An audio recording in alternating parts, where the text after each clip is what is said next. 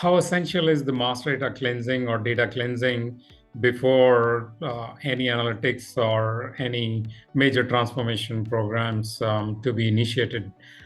In your opinion, Tom, and if you may share some examples wherein it would be helpful, because we believe significantly we have products placed it out at the SAP stores, and those are AI enabled too. But I'm always keen to hear what's your take on this. I think data governance and data maintenance are definitely key components of starting the program and running the program successfully. Making sure that you're bringing over what you're using, not what you have in there. Make sure you're going through an archiving strategy. Make sure that all of the data is cleansed as much as possible. Trash in, trash out conversations. So ultimately make sure that you have your business partner set up, you have your account set up, you're rolling over your product lines, your bill of materials, et cetera, and they're all current to what you're going to run as an archive structure versus not.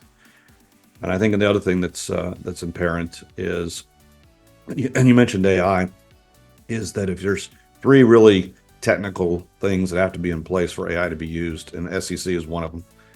Second is the new GUI, and the third is a cloud product.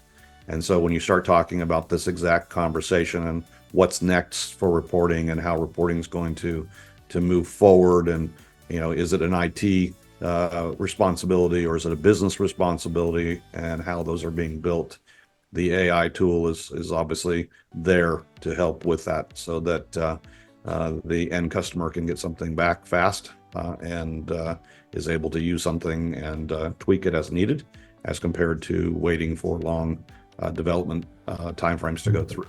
Great. So I think data is imperative to start and run, and then AI is obviously a key component of it as it continues on to next steps. Well, of course. I mean, AI is not only the buzz. I mean, many people are saying about the buzz or it's a myth or the reality. Now this is a reality, and really augmenting a lot of the gas power into the system from a process point of view, governance point of view, as well as decision making point of view.